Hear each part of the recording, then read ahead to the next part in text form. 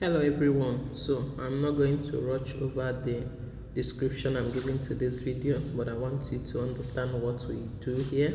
So this is me again in the lab, melting and pouring glass.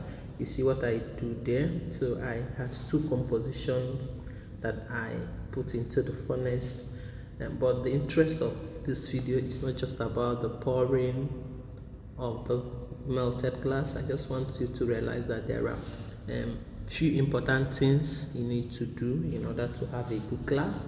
Number one, you have to know the compositions of your raw material, which means you have to do some XRF.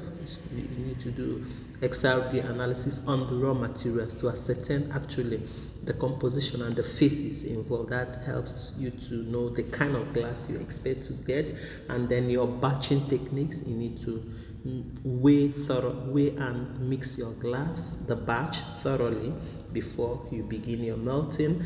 And then in the melting furnace, you need to set your temperature to the required temperature.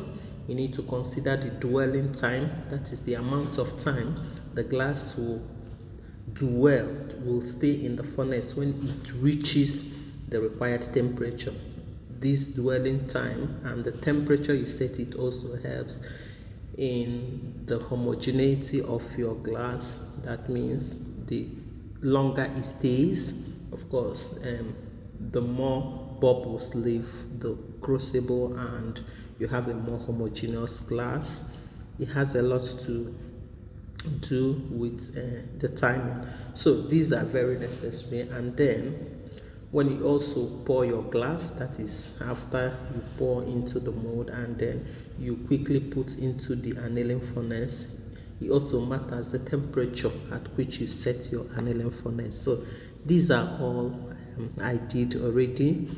My kind of glass, I know the annealing temperature I require, and so I have already preset my annealing furnace to heat up to that particular temperature and allow it to stay at the particular dwelling time I require for the sake of the work I do.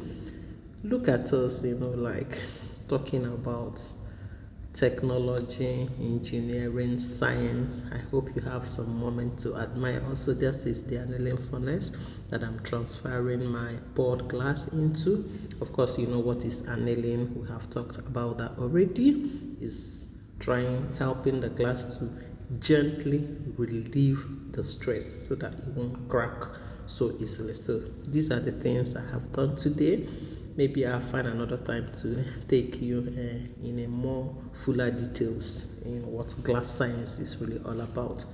So that's me, and other important things you need to know while you work in the lab is your coverage. Yes, I feel super. The safety clothing you put on, your lab coats, the helmet, the goggle, and all that matter.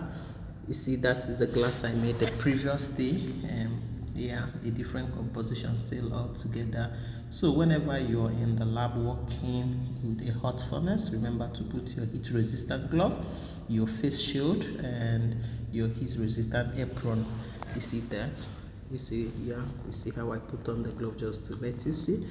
Makana, if you not put this one, everywhere is hot and you may end up injuring yourself, and we don't want that to happen.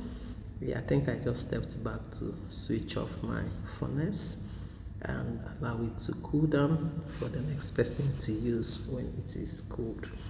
Guys, so guys, this is me working tirelessly.